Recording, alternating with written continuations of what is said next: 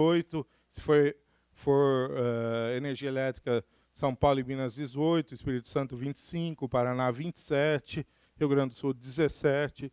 Então, depende do estado, como o ICMS é legislação estadual, cada estado um pouco arbitra a sua taxa. E o ISS, que se paga sobre o serviço, no mínimo 2%, no máximo 5%. Já foi a época que o ICMS era 0,5%. E aí todas, Itaú Leasing, Bradesco Leasing, Banco do Brasil Leasing, tudo era ali do lado de São Paulo, não era nunca em São Paulo, capital. Era tudo em São Bernardo, Barueri, porque o leasing paga só 0,5% de ISS. E aí veio essa lei do Senado, acho que até do Sarney, uns 5, 6 anos atrás, colocando que o mínimo é 2%. Como São Paulo não vai nem brigar por isso, São Paulo e Rio, por quê? Porque o que eles vivem do ISS são dos hotéis. E o hotel não vai se instalar em Barueri, tenho certeza. Vai ficar em São Paulo, onde a gente quer, nem aqui na Baixada. O hotel vai ficar em Copacabana, não vai sair correndo. Então, isso aqui ajudou um pouco até esses municípios menores ao redor de São Paulo e Rio. Tributos em compras. Se eu compro um ativo, se eu compro um insumo, se eu compro para comercializar, se eu compro uso e consumo. Então, imobilizado. Se a gente compra, tem lá PIS/COFINS, ICMS, IPI, tudo quando a gente compra, no caso de máquinas e equipamentos, acaba sendo recuperável, menos o IPI. Agora, o PIS/COFINS e o ICMS são recuperáveis. A diferença é que o PIS/COFINS é agora em 24 meses, ICMS em 48. E a alíquota do IPI já foi 10, 15, 8. É verdade que o governo também reduziu nos últimos anos para ajudar o setor de máquinas e equipamentos, a modernização das empresas. Então, está bem reduzido também. Industrialização, esse é o melhor, né? Nada é custo, tudo é recuperável. Esse é o melhor. Você compra lá um plástico para fazer como insumo na sua empresa. Se você tem uma empresa de shampoo, você vai comprar produto químico. Você tem uma empresa de automobilística, você vai comprar plástico, aço. Tudo isso acaba sendo recuperável em termos de IPI, ICMS e PIS/COFINS. Tem o custo, mas é débito ou crédito. É por isso que eu falo que o Brasil avançou nesse sentido. Quando a comercialização é diferente, porque a empresa que está comercializando, ela não pode ter isenção do imposto de produto industrial. Ela não é uma empresa industrial, ela é uma empresa comercial. Então, eu brinco nesses cursos que eu dou para o SEBEC, que sempre tem um exercício. Você é o comprador de produtos da Brastemp. Então, você vai comprar plástico, peças para a Brastemp fazer geladeira. Daí acabou o exercício, eu dou outro para ele e falou assim, não, agora você é o comprador da Casas Bahia, você compra geladeira para vender na Casas Bahia. Então, e muda muito. Se você é comprador da Brastemp de peças, tudo que você compra é recuperável. Se você é o comprador da Casas Bahia de geladeira, o seu IPI é custo. Ele não é recuperável. Você não é uma empresa industrial. Então, o ICMS e o PIS/COFINS continuam sendo recuperáveis, mas o IPI não. A Casas Bahia tem que pagar o IPI como um custo, no caso da geladeira. Então, é uma brincadeira boa que a gente faz nos cursos, mas é verdade. Se você é comprador da Brastemp de peças de geladeira é uma coisa, se você é o comprador da Casas Bahia de geladeira, é outro sistema de imposto. E material de uso e consumo, esse não tem jeito, né? Tudo que você compra, você vai ter que pagar todos os impostos. Comprou cadeira para o presidente, paga imposto. Comprou carro novo para o presidente, paga imposto. Comprou computador novo para o comprador, paga imposto. Então, resuminho lá, compras de ativo imobilizado, crédito de ICMS, PIS/COFINS, o IPI é um custo. Compra de industrialização, tudo é crédito. Comercialização, lá o comprador da Casas Bahia. ICMS e PIS/COFINS é recuperável, mas o IPI é um custo. E material de uso e consumo, tudo é custo, nada é recuperável. Tá aí 2 exemplos só. Então, você é o comprador da Brastemp ou da outros exemplos, né? Da Bosch, da MAB, não sei, para não fazer lobby, né? Mas você é comprador que trabalha nessa fabricante de geladeira, você compra plástico, você compra peças, tem PIS/COFINS, tem ICMS, tem IPI, tudo na cadeia, lá a cadeia de novo que eu falei no começo da apresentação, e tudo isso é recuperável. Transporte, que eu deixo como um exemplo, porque é um caso bem especial. Quando é municipal, se paga só ISS. Mas quando é entre estados ou entre municípios, você não paga ISS, mas tem que pagar o ICMS. Então, quem tem fábricas e vai contratar frete, se é dentro do próprio município do Rio ou de São Paulo, só vai pagar ISS. Se sua empresa de frete de funcionários vem de outros municípios, passa pegando todo mundo, nós que temos fábricas no interior do Rio e que passa em várias cidades, a gente paga o ICMS sobre esse frete dos funcionários. Cases de redução de custos sob essa ótica tributária. Vamos falar um pouco de algumas otimizações econômicas que a gente pode ter na compra de um produto, um exemplo do call center, serviços, a questão do drawback e da CPMF. Então, aqui é o básico, né? Uma geladeira, um carro, um aparelho de TV, você é um fabricante. E aí você compra de fornecedores no Brasil, fornecedores que estão no Mercosul ou outras importações.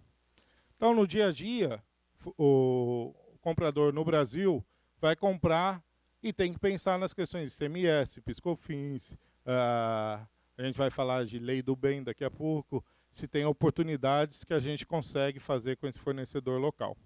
Quando é do Mercosul, é outra sistemática, porque a gente tem os mesmos impostos, só que por vir da Argentina, Uruguai e Paraguai, basicamente a Argentina, a gente compra, a gente tem o benefício de não pagar imposto de importação. Eu sempre falo que a Argentina, com essa taxa de câmbio, hoje, olhei no elevador lá na empresa, 2,34. Quer dizer, a gente está rico, né? Qualquer brasileiro que vá à Argentina se sente muito mais rico do que é. Então, para comprar algo spot na Argentina, vale a pena, porque realmente o preço lá é metade do preço no Brasil. Se vai comprar, fazer uma compra spot, vale a pena. Se for para anos desenvolver fornecedor, daí tem que pensar se a estratégia vale a pena, porque também a inflação lá é 20%, 30% ao ano. Não se sabe bem, né? Cada vez que bate 10%, 12%, demite-se o presidente do IBGE dele e se troca por outro. Então, mas para uma compra spot vale a pena. Outros países têm que pensar no imposto de importação, se você é exportador pode fazer um drawback. Ontem, quem leu o jornal ontem não, segunda-feira, saiu que o Brasil começa a negociar com o México um acordo de integração econômica.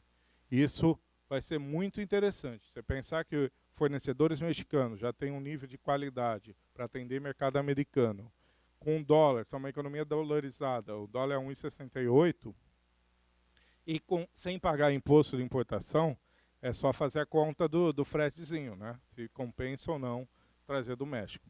Muito interessante. A indústria automobilística já existe há 6, 7 anos o acordo com o México, mas se o Brasil anda com esse acordo com o México, para os outros setores, basicamente esse comunicado que saiu nos jornais de segunda, no Valor, na Globo, na Reuters, foi feito pelo ministro da Indústria do Brasil e do México.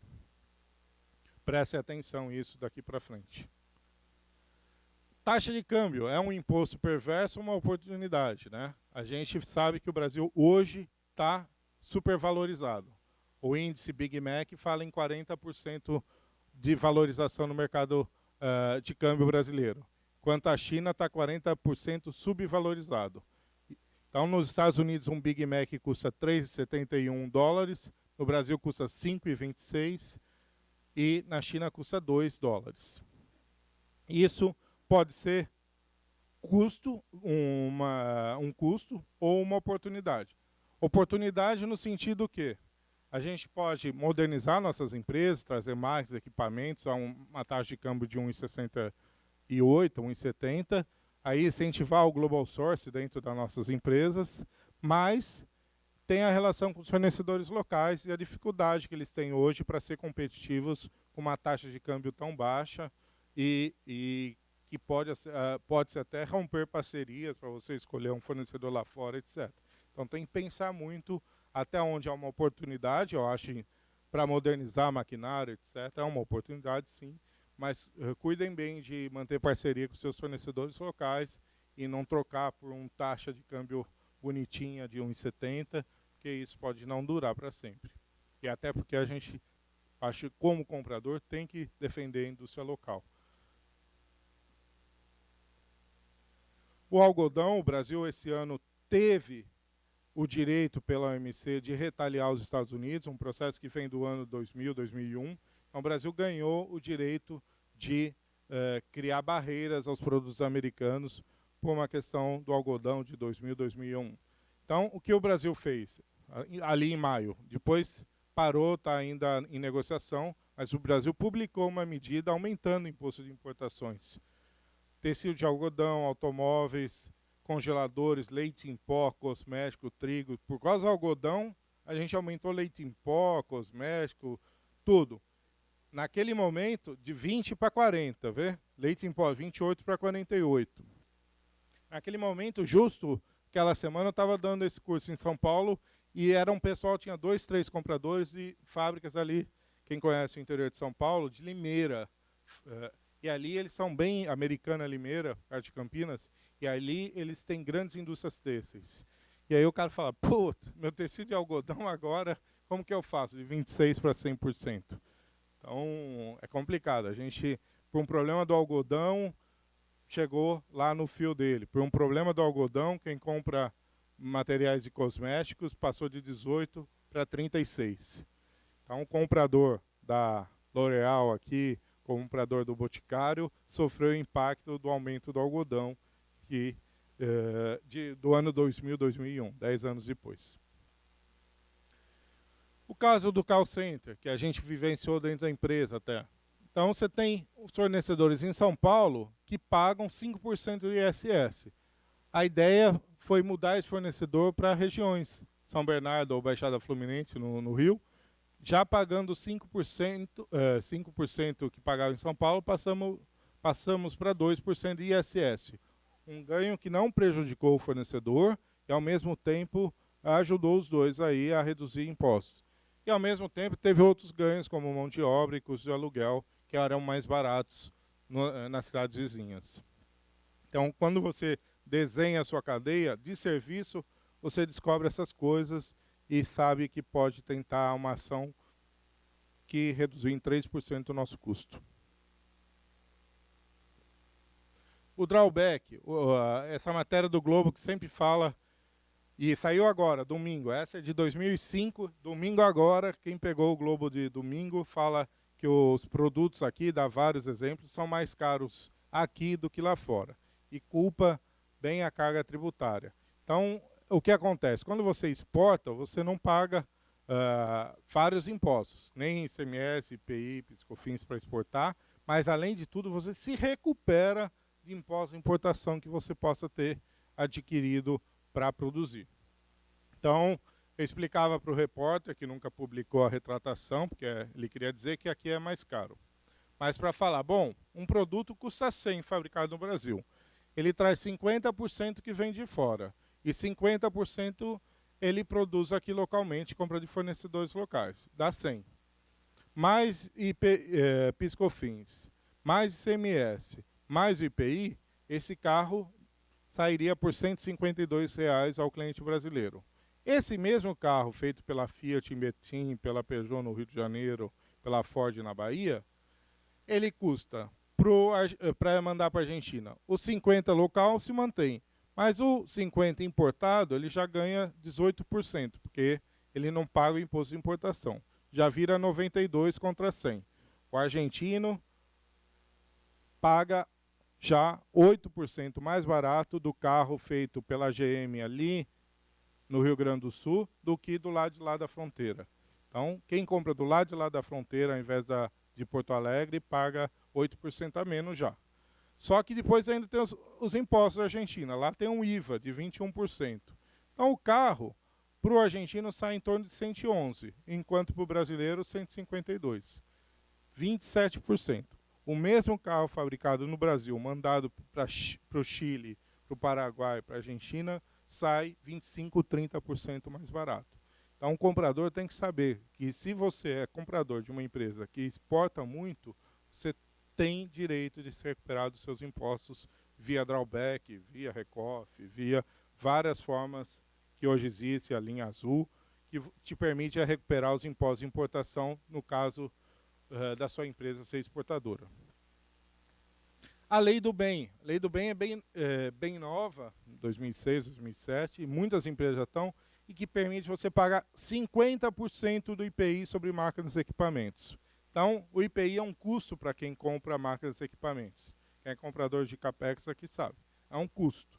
E aí o governo falou, de repente eu te dou 50% de redução do IPI.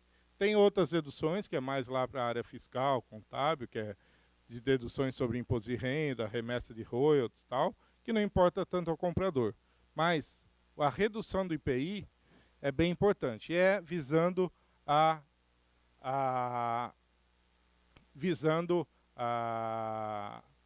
modernização, a inovação tecnológica, etc.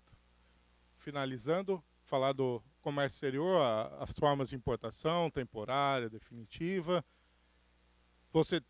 O comprador tem que se atentar muito à questão do Incoterm, quem é a responsabilidade do quê? Se ele compra ex-work lá na Noruega, ele tem que buscar e ele é responsável, o comprador, por tudo, pelo transporte naval, marítimo, até na fábrica dele.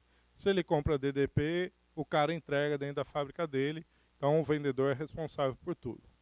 Dependendo da escolha, da forma que você compra, você vai ter uma responsabilidade em termos de drawback, de Incoterm.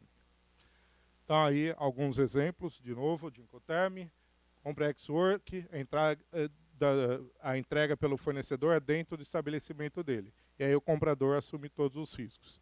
E no limite, os DDP, DDU aqui, o comprador não faz nada, o vendedor tem que entregar tudo aqui dentro na fábrica dele. E aí faz parte do comprador saber os riscos e os custos de escolher entre um ou outro. Global Sourcing, cada vez mais a Argentina entrando aí no Mercosul, e muito porque a gente paga 0% de imposto de importação. Alguns produtos que a gente compra da Argentina, automóveis, trigo, farinha de trigo, peras, etc. A taxa de ontem fechou a 2,34. Bem importante essas compras argentinas. Case do CPMF. O CPMF começou em 96, terminou em dezembro de 2007. Era provisória, demorou 11 anos. E aí, eu pergunto aqui, rapidinho, que já estão me cobrando para terminar. Quem foi buscar a CPMF com seu fornecedor?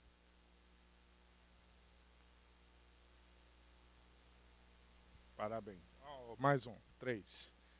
E aí eu entendo que não respondeu, não fui. Porque o meu comprador falou, Fábio, vai pentear macaco, né, por favor. 0,38%. Eu não atendo o cara faz 3 meses. Ele está me ligando faz 3 meses. Você quer que eu vá pedir 0,38%?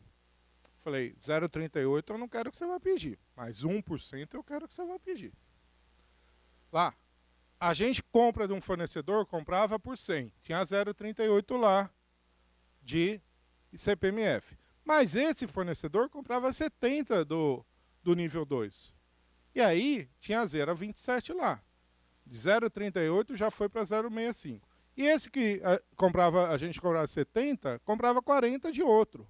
Ou seja, 0,38 com 0,27 desse, 0,15, nesse exemplo simplório, você já baixava 0,80. E como é difícil conseguir 1% de produtividade por ano, né? E aí, simplesmente, nós compradores achamos que 0,38 não vale a pena. Não, vale a pena. Eu recuperei 1%, mais ou menos, na média, com meus fornecedores, porque eu não estava tirando do fornecedor. É isso que eu sempre falo quando eu falo de gestão tributária de compras. Você não está tirando do fornecedor, está deixando de pagar para aquele sócio que fica com 35% do PIB. Então, a CPMF, ela existia nessa cadeia. Então, você não estava tirando do fornecedor, você estava tirando do que se pagava ao governo e que acabou. Acabou. E aí, quem foi buscar, foi buscar. Quem não foi buscar, vai ter que se contentar com 2011. Porque I will be back. Obrigado.